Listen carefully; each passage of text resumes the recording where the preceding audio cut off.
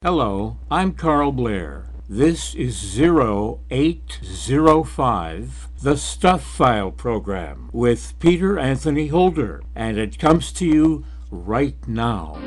The following program is brought to you in living color. Now, it's time for an eclectic mix of interviews and some of the oddest news stories you'll ever hear. It's the Stuff File program with Peter Anthony Holder.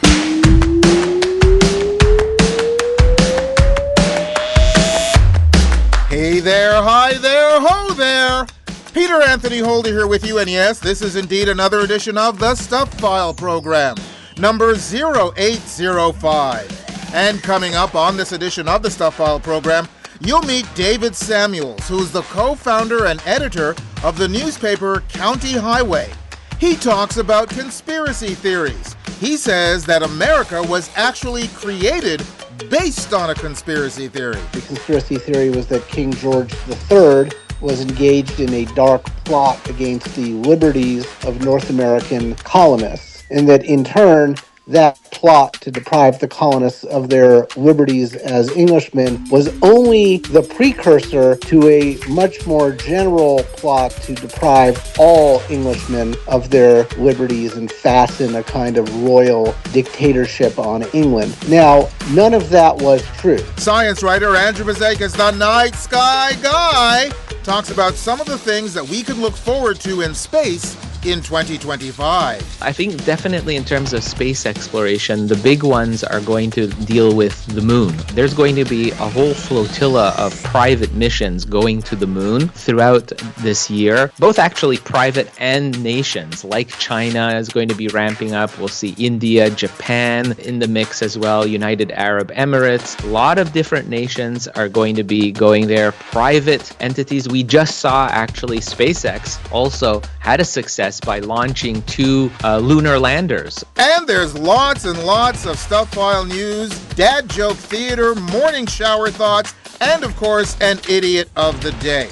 The guest slater, the person who told you this was show number 0805, was Carl Blair, owner of KDXRadio.com, which is in the Chicago suburbs, which, by the way, is one of the first stations that aired the Stuff File program when we first started 16 years ago. Carl, thank you very much for supporting the Stuff File program all of these years, and thank you for doing the guest slate on this edition of the Stuff File program, a show that is listener-supported, fan-funded radio that depends on you for our success. Join us at patreon.com to help make this show an even bigger and better radio experience. Well, let's get right to the stuff. A man in Florida was arrested last month after cops allege he made sexual contact with a horse and tried to put his penis in its nose.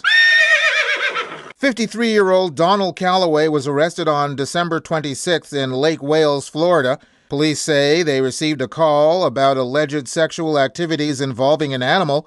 An unnamed witness told them she saw a man enjoying the pleasure of his own company next to the head of a 28-year-old horse named Raven.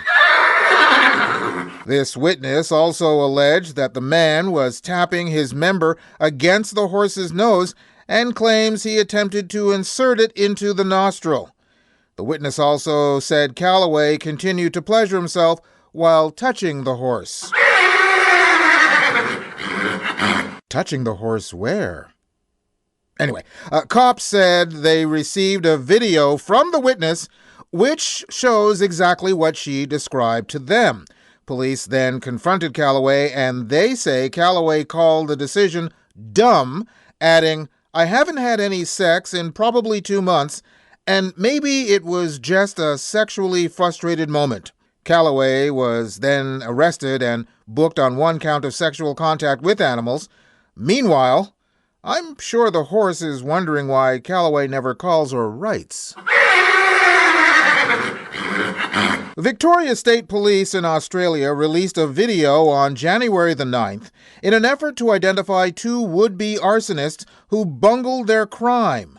In the video, 2 people in dark hoodies attempted to set fire to a Melbourne fast food outlet on Christmas morning, but one of them became engulfed in flames.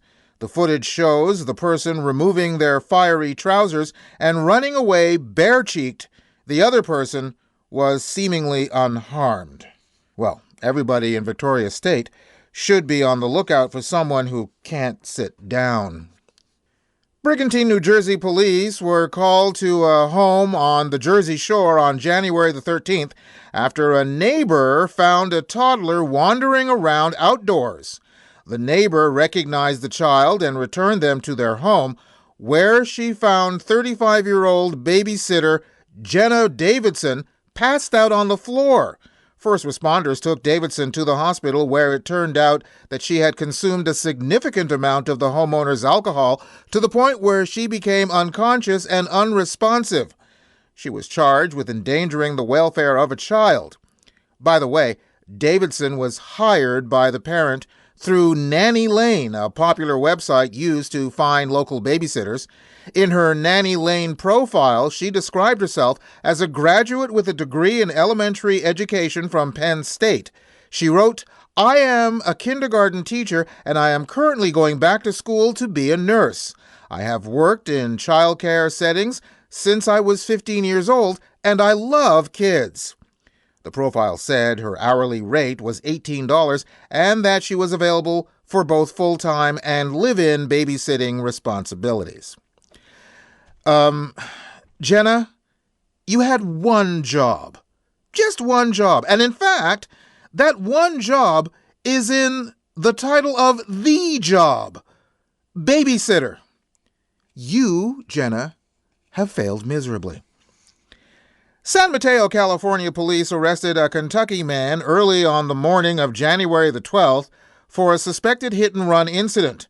62-year-old Frank Falcone told officers that he was driving northbound on Pacific Boulevard when a southbound car came toward him with its high beams on. The lights disturbed Falcone because of the brightness and potential radiation. Those were his words, not mine. So he rammed the other car. When it stopped, he allegedly rammed it 2 more times. Falcone fled the scene and told officers he evaded them because people impersonate cops. Wow. He was arrested on suspicion of assault with a deadly weapon. I'm also assuming that he's getting a mandatory checkup from the neck up. And still with cars, a 12-year-old boy from Grand Traverse County in Michigan was charged with joyriding, operating a motor vehicle without a license, carrying a concealed weapon, and possession of marijuana on January the 12th. Again, I remind you, the boy is 12 years old. The boy's parents contacted the county sheriff when they realized their 2000 Chevy Blazer was missing, saying their son had taken it. They had tracked his progress south into Clare County, where deputies were alerted to be on the lookout. By the time he was stopped, he had driven more than 90 miles. Officers found a 12-gauge pump-action shotgun and ammunition, along with a little weed, but said there was no indication that he planned to use the gun. Well, that's good. He did tell deputies he was unhappy at home. He was released to his parents. Well, I'm guessing he's even less happier now. And finally, in this section of Stuff File News, before we get to our first guest here in this edition of the Stuff File program with me, Peter Anthony Holder, Hampton, Virginia police officer Jerron Harry lost his job after a less than satisfying encounter with a prostitute on December 30th. Harry met 20-year-old Alexis Dream Copeland on an app and arranged to meet her that day at an apartment in Virginia Beach. Yes, that's right. When Harry met Alexis. Men and women can't be friends because no man can be friends with a woman that he finds attractive. He always wants to have sex with her. So you're saying that a man can be friends with a woman he finds unattractive? No, you pretty much want to nail him, too. They agreed to shower together, but Copeland never came into the bathroom, instead lifting Harry's phone, keys, wallet, and car, with police credentials, by the way. Police were able to track down the car in Norfolk. Copeland told them Harry had given her permission to borrow his car, but she was charged with grand larceny, credit card fraud, and prostitution. Harry was not charged, but he was terminated on January the 7th. Well, he's out of a job, but at least he's clean. Anyway, let's get to our first guest here in this edition of the Stuff All program, shall we? According to recent studies, belief in conspiracy theories remains prevalent among Americans. And Americans are not alone when it comes to conspiracy theories. So why are people attracted to them? We put that question to David Samuels, who is the editor and co-founder of County Highway, a magazine styled as a 19th century American broadsheet. David joins us via Zoom from New York. Hi, David. Hey, how are you doing? Just tickety-boo. Thanks very much for taking the time to be on the program with us. I want to get to County Highway and what it's all about, but let's talk about conspiracy theories first. Why do you think it's prevalent that conspiracy theories are out there? And we should mention that you wrote an article called Conspiracy Nation, How Americans Became Addicted to Conspiracy Theories and Why It Won't Go Away Anytime Soon, and Why Censorship Only Makes It Worse. What made you write the article in the first place? Well, let's back up a moment and say that America itself, the United States of America, was founded on the basis of a conspiracy theory. The conspiracy theory was that King George III was engaged in a dark plot against the liberties of North American colonists, and that in turn, that plot to deprive the colonists of their liberties as Englishmen was only the precursor to a much more general plot to deprive all Englishmen of their liberties and fasten a kind of royal dictatorship on England. Now, none of that was true. And in fact, there is a wonderful book called The Ordeal of Thomas Hutchison, written by the Harvard historian Bernard Bailyn, in which he details the work of the royal governor of Massachusetts, Thomas Hutchison, as he sort of faces this mounting hysteria from the colonists, all of whom are sure that King George is engaged in this plot. And he says, no, there's no plot against your liberties. And no, England is not being turned into a dictatorship. And they won't believe him. And there's actually nothing he can do to convince the colonists otherwise. So that's number one. It's deep in our DNA. It's encoded in the Constitution, in the Bill of Rights, which is a thing that European nations conspicuously lack. And it's there because the belief was that the government is plotting to make slaves of us all. So this is encoded in the country's DNA from its founding. That's reason number one. Reason number two is distrust of the state. And the term conspiracy theory itself gives you a clue as to when that really kicked off in American life, which was the assassination of John F. Kennedy. The Warren Commission was assembled, these notables in American life, to convince Americans very quick that Lee Harvey Oswald was a lone gunman. He had acted alone. That was the Warren Commission's lone gunman theory, which is the basis of the Warren Commission report. The Warren Commission encountered substantial public resistance to its claims. And today, somewhere around 70% of Americans do not believe the Warren Commission report's conclusion. In the face of that public skepticism, I believe it was someone in the CIA who invented the term conspiracy theory.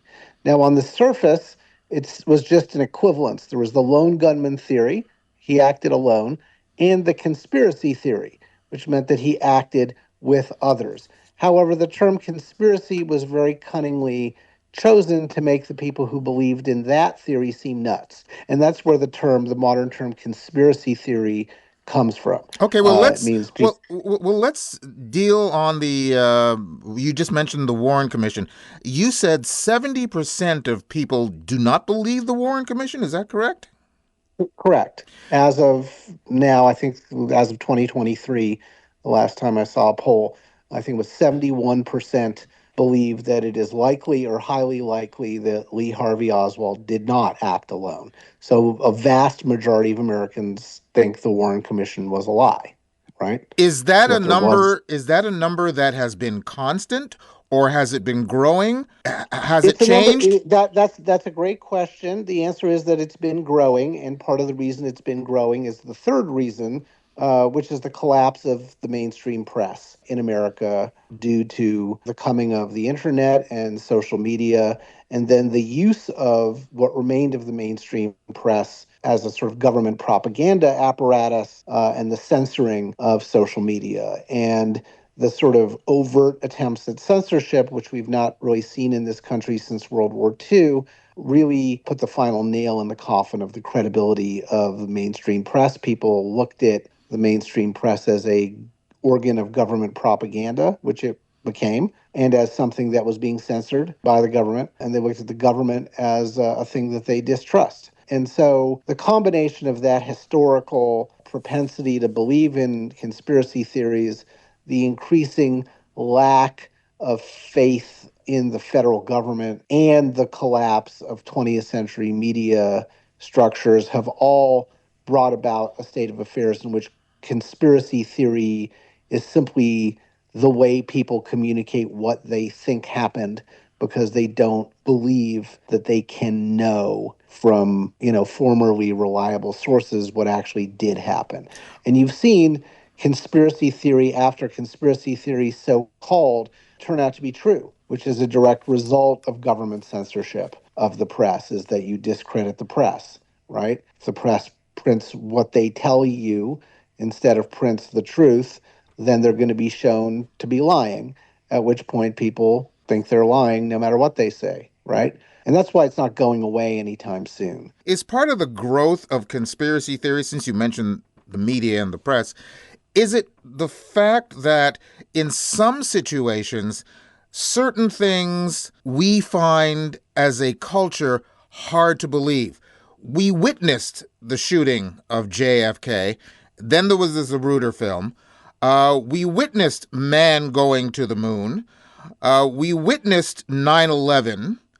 Are part of these things just too hard to believe because we've seen it, that people feel that there's got to be some other theory behind what they've just seen? Well, I would say that psychologically speaking, conspiracy theories are comforting to people because they give you a sense of control and they give you a sense of knowing in situations where the truth can be frightening, overwhelming, and confusing. It is, in the end, more comforting to believe that our own government, say, deliberately blew up the World Trade Center in order to pursue aims of its own than it is to believe that our systems are so weak and the world is so complex and chaotic that a group of 50 people can appear out of nowhere and hijack airplanes and bring down major structures and set the world's one superpower at war with a whole other part of the world, right? If we did it, then we could control it and we can undo it. If we didn't do it, then large events can happen suddenly that are out of our control that can change the whole planet. And that's much more terrifying thought to most people than the idea that there's a few bad apples somewhere who did something bad. And if we find them, then the world will, quote unquote, go back to normal. Well, from that theory, dealing with 9/11, is 9/11 very similar to the conspiracy theory that America decided to attack Pearl Harbor to get into the war? Because that's another one.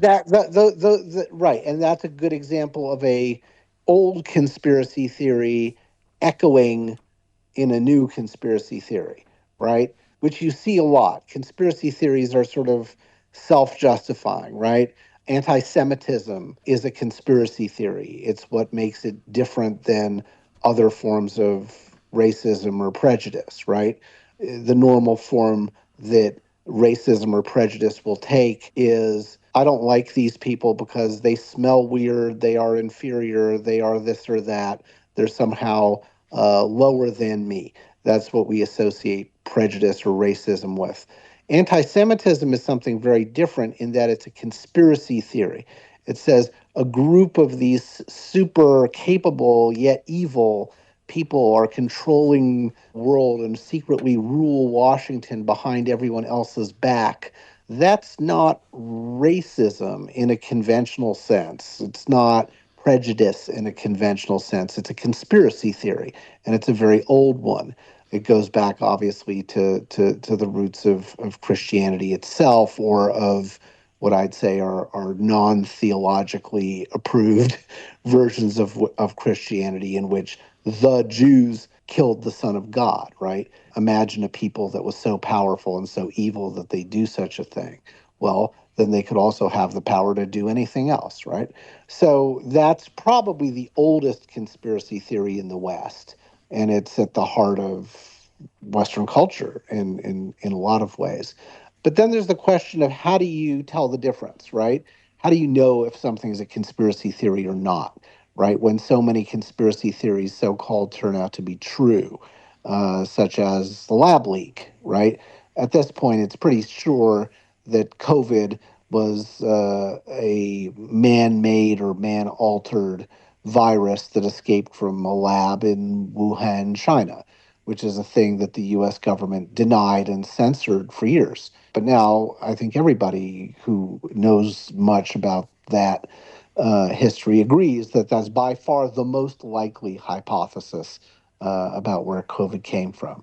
Similarly, we were told that Hunter Biden's laptop was a fake Russian disinformation thing manufactured by Putin. Of course, it was much simpler than that. It was simply Hunter Biden's laptop, which he left in a store in Delaware, et cetera, et cetera. So how do you tell the difference, right? And to me, the sort of good news, bad news answer is you can't tell the difference. By definition, you never have enough information to know because if you don't have sources you trust, and if you don't have direct access to, the CIA or whatever it is, then you'll never know, will you? But you can usefully analyze something else, which is, what is this conspiracy theory telling me to do? Is it telling me to despair about my own life? Is it telling me that groups of powerful people control everything, so I may as well give up? Or is it telling me to take control over my own life and to take actions that can make my life happier and more positive, right? RFK Jr. here in the U.S. is often called a conspiracy theorist. He says that, pharmaceutical companies are in league with big agriculture, and they're dumping chemicals into our food and making us sick and blah, blah, blah. Okay, that's got the form of a conspiracy theory, right? In that small groups of powerful people are taking actions that they say they're not taking and hurting us.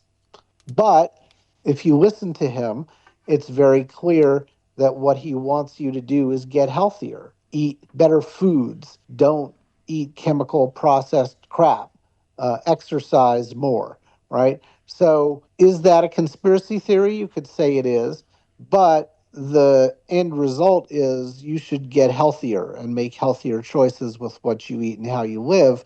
The effect of that is positive. By contrast, someone like Tucker Carlson, who tells people that, the Jews control Washington, or that aliens have secret technology that they're about to reveal 6 months from now, and the government's in on it, and the technology is all powerful so that you don't actually, have any control over your life. Those conspiracy theories work in the opposite direction. You think you know how things work. You don't. In fact, you're powerless, and you should be afraid, right? That's not healthy for people to believe. And so I think we can make those basic distinctions. What is the theory telling you to do? We're talking with David Samuels, the editor and co-founder of County Highway, who has recently written an article called Conspiracy Nation: How Americans Became Addicted to Conspiracy Theories, and Why It Won't Go Away Anytime Soon, and Why Censorship Only Makes It Worse. We'll take a quick break and pick this up on the other side. You're listening to the Stuff File program with me, Peter Anthony Holder. And now, Dad Joke Theater. How many stormtroopers does it take to change a light bulb? None! Because they're all on the dark side. Join us again for another Stuff File program, Dad Joke Theater. There's still more guests, more news, and an idiot of the day. Coming your way on the Stuff File program. Stay tuned. The Stuff File program is a listener-supported, fan-funded radio show that depends on you for our success. Join us at patreon.com to help make this show an even bigger and better radio experience. Sign up and find out about our rewards program. Being a patron doesn't have to be a long-term commitment. There's absolutely no obligation. You could join today and end whenever you'd like. But the time we have your support would be so greatly appreciated. We'd also love to hear your thoughts about the show and even your ideas for rewards. Join us for the ride. Join us at patreon.com/The Stuff File program.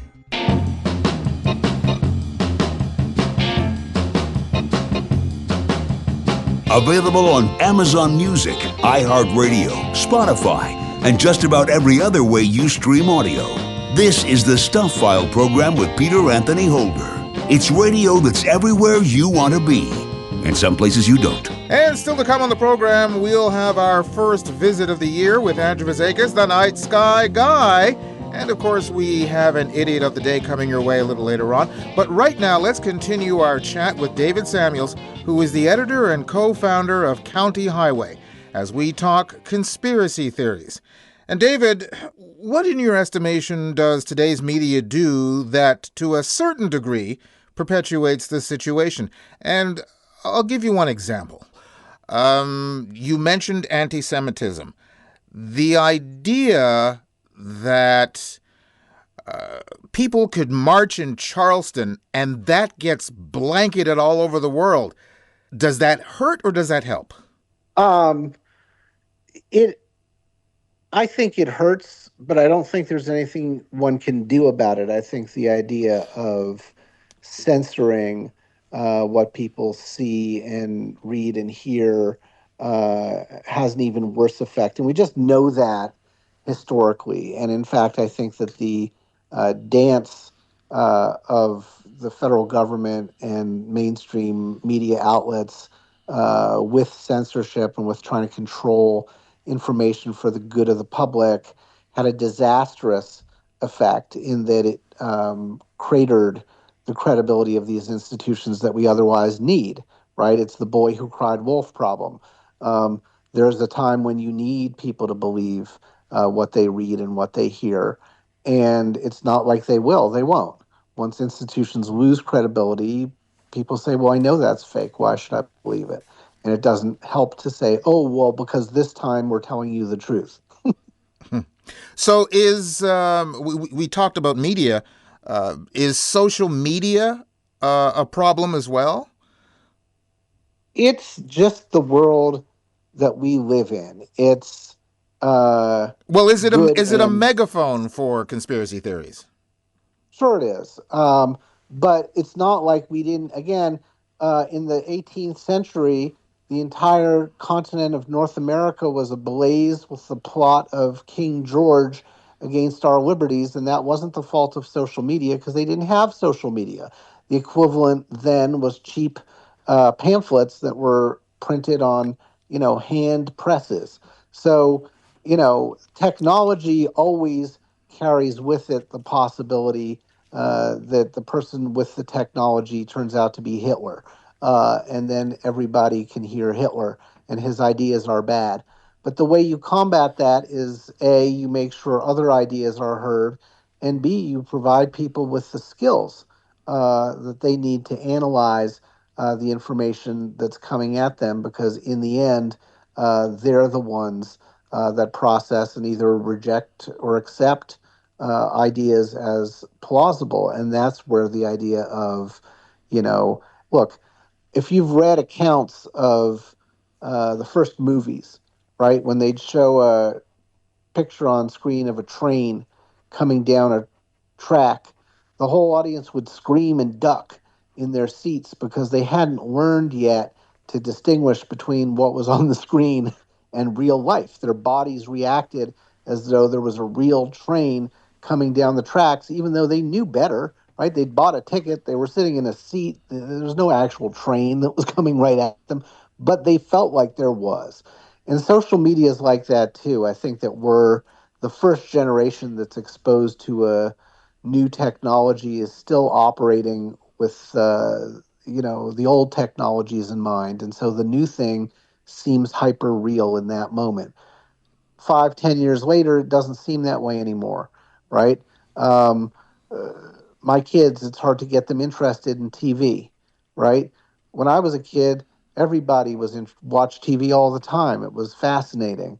The power of technology wears off as people become familiarized with it, and part of the familiarity is that we learn how to read it critically. So instead of investing time and energy into censoring stuff, which always blows back at you, the smart thing to do is to educate people in how to read what's in front of them, how to interpret the information that they're getting from their environment, and how to make healthy choices in that context. It's being social media literate, Okay, call it. so initially I mentioned the article that you wrote called Conspiracy Nation. What made you write it? And also, was there any feedback in its being published? Yeah, what made me write it was the sense, I grew up in the mainstream press. I wrote for the New Yorker and for Harper's, the New York Times for many years. And I became aware sometime around 2012, 13, 14, that there was just a permanent change that was taking place in my ecosystem, right? The press was no longer the press. The values of the press that I'd been grown up with and had been drummed into my head as a young reporter were now no longer being drummed into the head of young reporters.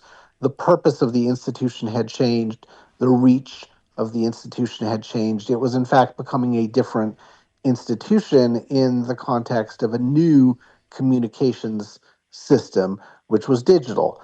And so I began to really study that and the way governments used that. And then, of course, the Russiagate conspiracy theory with Donald Trump was a huge, sign that what I was seeing was, you know, a phenomenon that people understood and were using at the highest level. Clearly, Donald Trump was not a Russian agent. The whole thing was a fantasy, and it was a rather silly sounding conspiracy theory, except it was on the front page of the New York Times, which began to resemble the weekly world news. Um, and you could tell just by reading these stories that they were a different kind of product.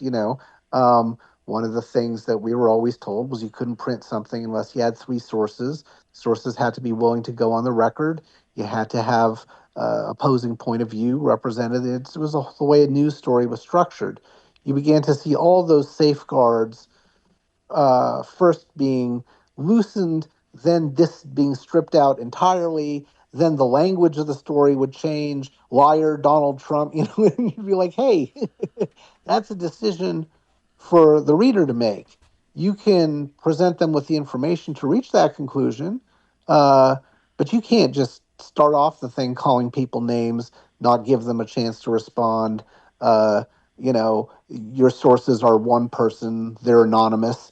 you know, it's like this is it's just a different product. It's a product that we saw as the you know province of the gutter tabloid press that talked about aliens. Okay, so And at a let's certain so let's flash forward because we're just about out of time here.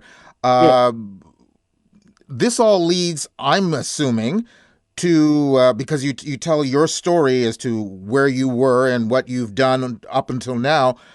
Is that part of the creation of County Highway?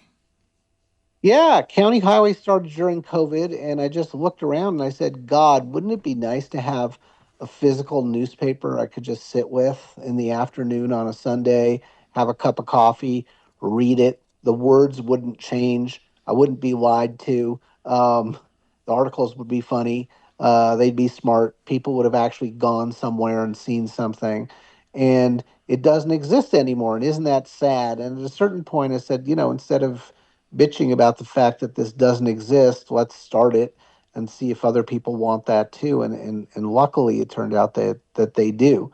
And if you go to countyhighway.com, you can subscribe. In fact, right now you can give a 2-year gift subscription as a holiday New Year's gift to your favorite person who likes the printed word. And there's, to me, a huge difference in something being in print and being permanent where you can see it, and something being part of this sort of digital pinball game where they can change it anytime they want.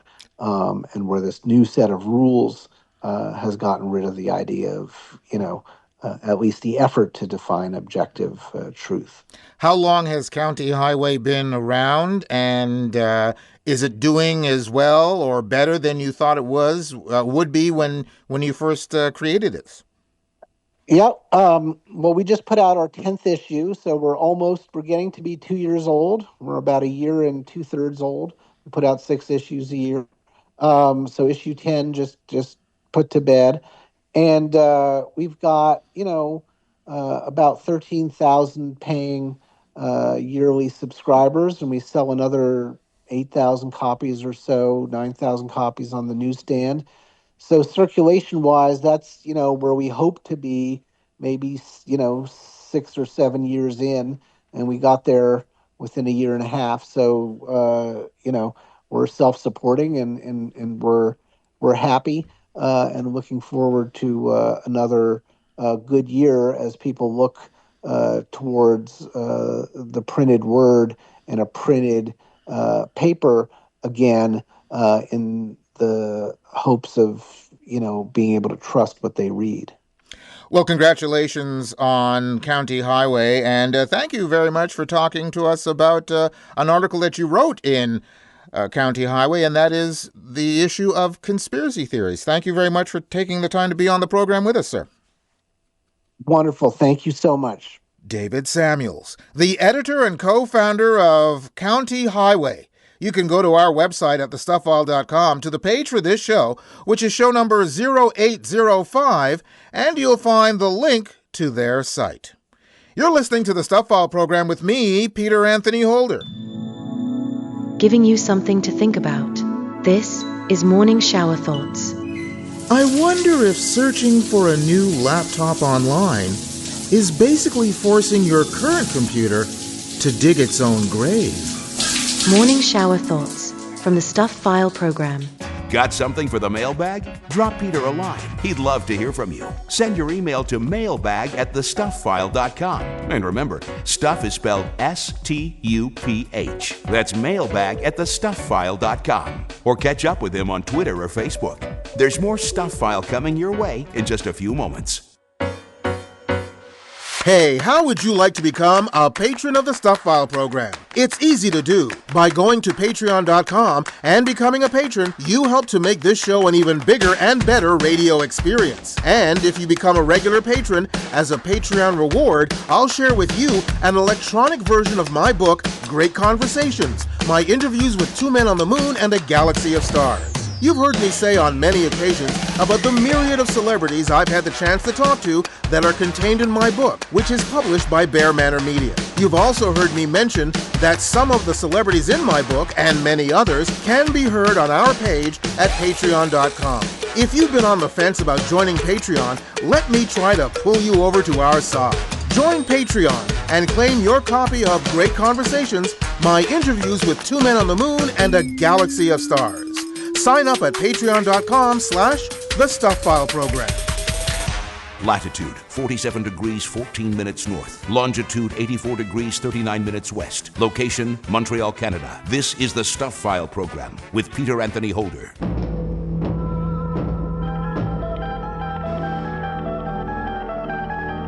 Now, the Stuff File presents Andrew Fazekas, the Night Sky Guy.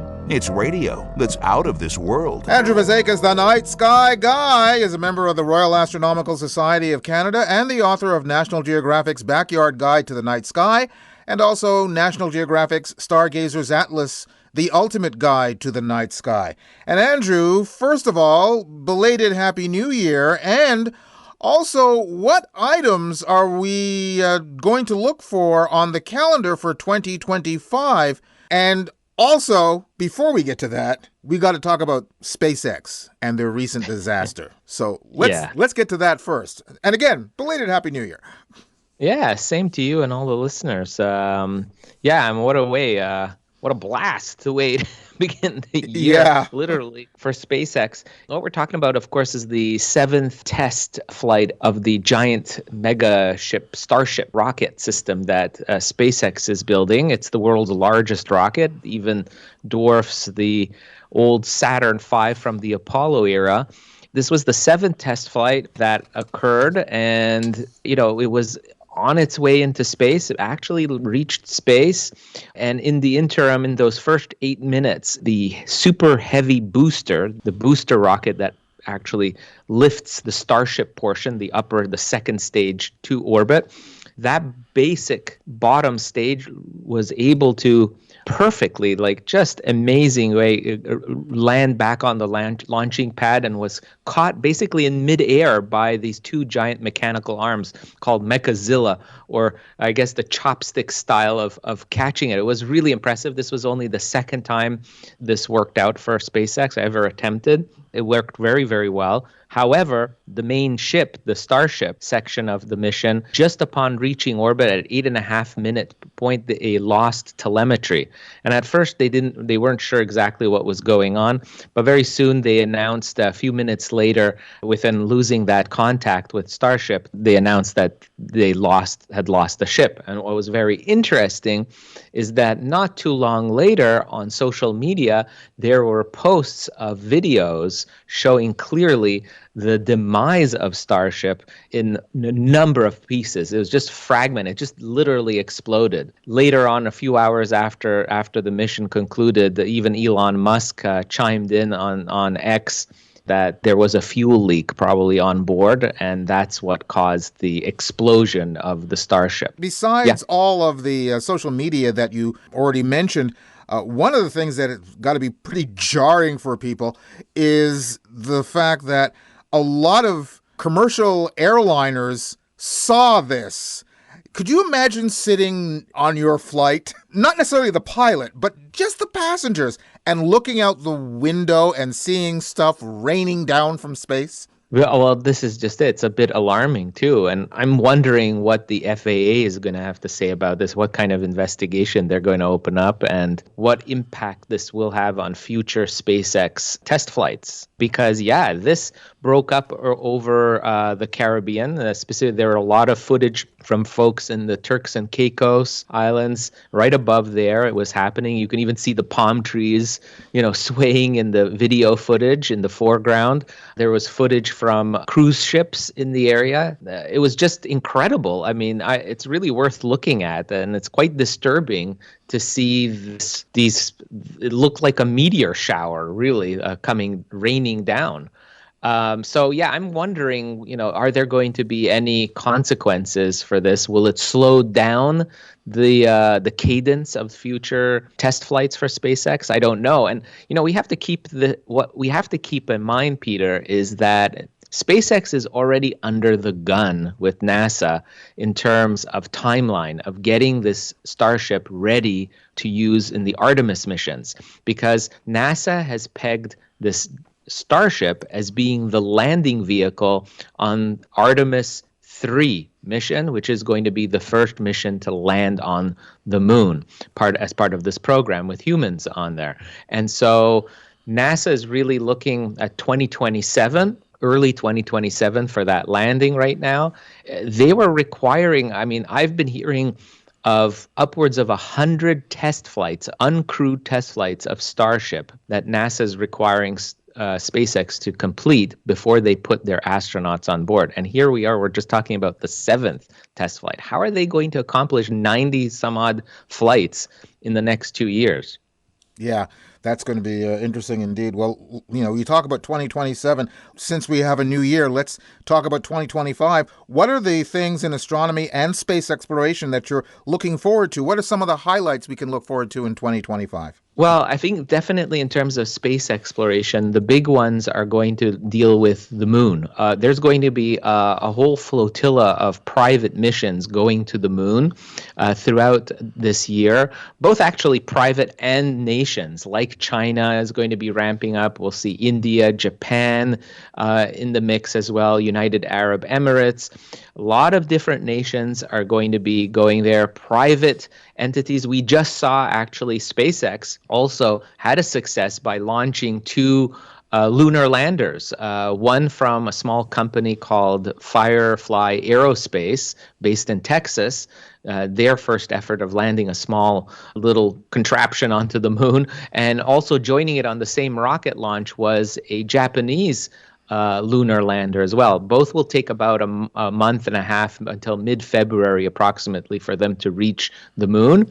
This is just the beginning of a bunch of other missions. And really the idea here is to show space prowess, obviously for nations that aren't usually associated with space exploration, but also to test technology of how technology functions in the extreme environment of the moon. So that's, I can see these are going to be really important for us to understand before we send humans to the moon. So this 2025, we'll see a lot of those basic foundational robotic missions to the moon.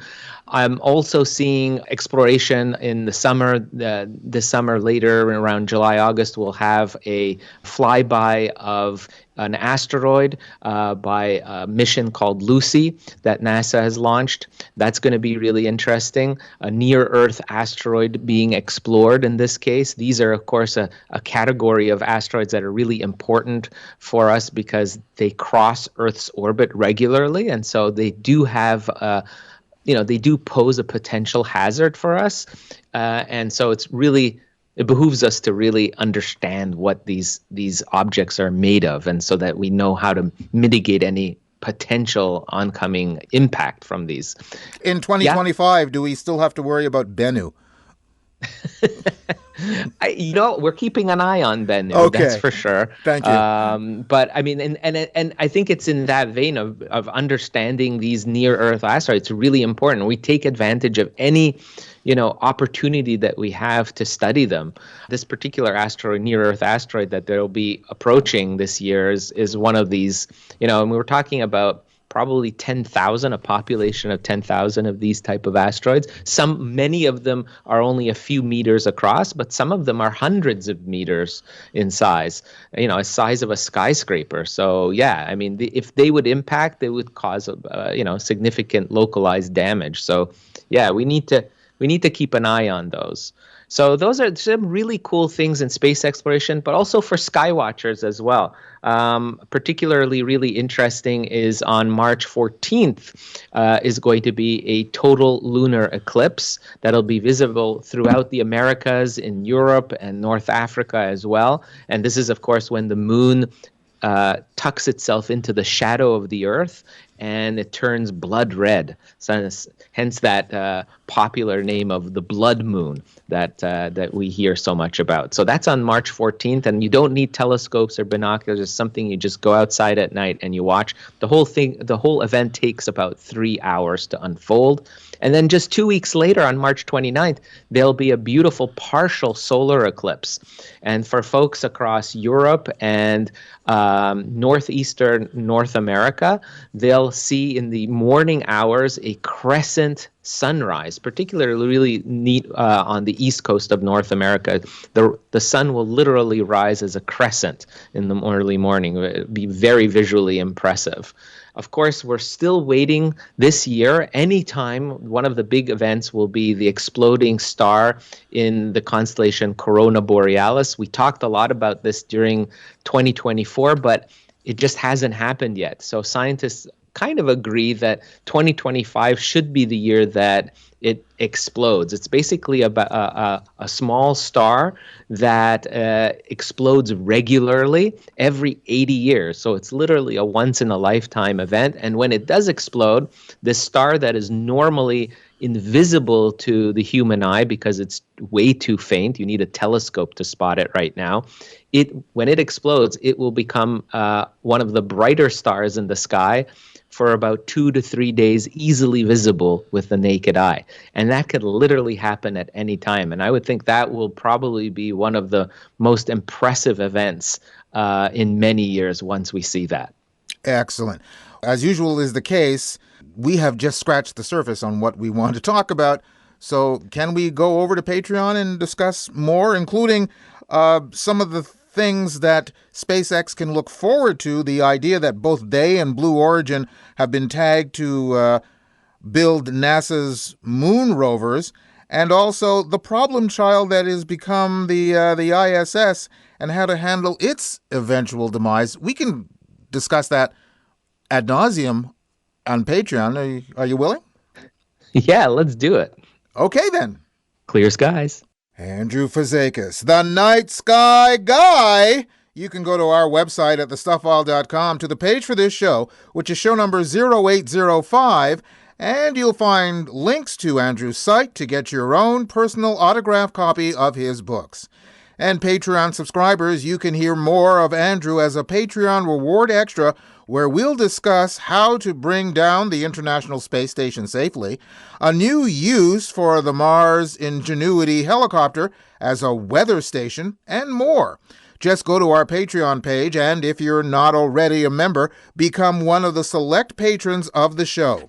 Visit patreon.com/The Stuff File Program. You're listening to The Stuff File Program with me, Peter Anthony Holder. We do indeed have an Idiot of the Day coming your way, but I've got a few more Stuff File news stories to share with you right here, right now. The future of dining has arrived in Miami, and it's cooking dinner, too. Better Days Robotic Kitchens, the city's first fully robot-run restaurant, is serving up Mediterranean-inspired gourmet meals for as little as $4 to $15. Using 3 different heating methods, the AI-powered robots prepare dishes in just 2 to 4 minutes, offering precision cooking that rivals human chefs, said General Manager Ryan Ramsayer. It starts in a real kitchen with real chefs. We have a team of chefs here in Miami who have curated a menu that we think is attractive for this market. Meals are prepared in batches, packaged with recipes embedded in the labels, and handed off to the robots for final cooking. Once an order is placed, the robots take over, measuring weight, moisture, and even accounting for whether the meal is for pickup or delivery, said Ramsayer. These ovens are deceptively simple-looking, but they are actually communicating with the robotic arm and with the freezers. Using AI, our ovens are able to cook the food to precision, so you never have something that is overcooked or undercooked. As a last step, we do a thermal scan on all the dishes to ensure they're cooked to perfection. The meals are then packaged, labeled, and placed on shelves for pickup by delivery drivers or customers. They don't really have any waste in the system because of the way the robot is set up. The robot can continue to serve all night, 24 hours a day. Currently, Better Days Robotic Kitchens is operating as a pickup-only service and is available through food delivery apps. I think the best thing about this is if you complain about the food and you have to send it back, there's nobody in the kitchen to take offense and spit in your new order. Yeah. In early November, 27-year-old Emily James of Kansas City, Missouri, underwent a most unusual and expensive body-altering surgery. For the price of $17,000, the trans woman had 6 ribs removed from her rib cage in order to achieve a smaller waist. The recovery gave her plenty of time to think about what she wanted to do with those extra ribs. Yes, the hospital gave them to her, and her options seemed limitless. A. Make them into dog toys. B. Boil them down for broth. C. Have an Emily barbecue. But eschewing all the cannibalistic notions, James has come up with the perfect project. She said, I plan to have someone make a crown and, incorporate my bone pieces in there. Getting my ribs removed doesn't change the fact that I'm a kind, loving trans girl. It's my money, my body, and I'm going to do with it what I want. Wow. And back in the day when people used to keep their removed gallstones in a jar, I thought that was weird. Anyway, boys and girls, it's that moment you've all been waiting for. It's time now for the Idiot of the Day. And now it's time for the strange things adults do. The Stuff File presents the Idiot of the Day. Before heading off to drug rehab on New Year's Eve, Octavia Wells allegedly decided to score some narcotics for the road. So the 41-year-old Floridian texted her dealer that she had $45 to spend and wanted to buy a couple of points of fentanyl. In her texts, Wells identified herself as Octavia and arranged the drug transaction. After Wells drove to meet her dealer at a Tom Thumb convenience store in Panama City, she was confronted by police and arrested. It was then that Wells realized she had mistakenly contacted a cop, not a criminal. Wells had been texting with Stephen Pettyjohn, an investigator with the Bay County Sheriff's Office, who is also known as PJ. Wells had saved the cop's number under his initials in her phone after a previous interaction with Pettyjohn. The prior interaction was with the Sheriff's Special Investigations Division, which handles drug-related probes. Wells told cops that Pettyjohn's initials were similar to her drug dealer's, which caused the mix-up. Wells was charged with 1 felony and 2 misdemeanors and booked into the county jail. Now, why? Oh, why? If you're headed off to drug rehab, would you try to make one more score on your phone, but instead of placing your order with your dealer, you place the call to a police officer that you actually have in your phone instead? One reason, and one reason only: you're an idiot! Gee, I'm only a kid, but even I know you're an idiot. And that's it for this edition of the Stuff File program, number 0805. Hope you enjoyed it. The website is thestufffile.com, and once again, Stuff is spelled S-T-U-P-H, where you'll find information and links in all of our guests by going to the weekly Stuff File page. Just look for the corresponding program number, and once again, that's 0805. Email me at peter@thestufffile.com. You can also find me on Facebook, Spoutable, Mastodon, and Blue Sky as P.A. Holder. Check us out on patreon.com, where you can become a patron of the program. Hope to see you back here for our next show on the air, online, or as a download. We're coming to you from everywhere, including kdxradio.com, over the air on World FM in New Zealand, WLSL-LP-FM in Dade City, Florida, KZZH-LP-FM in Eureka, California, CKUW-FM in Winnipeg, CFMU in Hamilton, CKLU in Sudbury, Local 107.3 FM in St. John, CHSR in Fredericton, and also streaming on just about any streaming service your little heart desires. That's it. Bye-bye. You've been listening to the Stuff File program with Peter Anthony Holder, a presentation of Flying Fish Communications. Let me leave you with these words of wisdom. Never ever juggle ice picks while standing on your waterbed.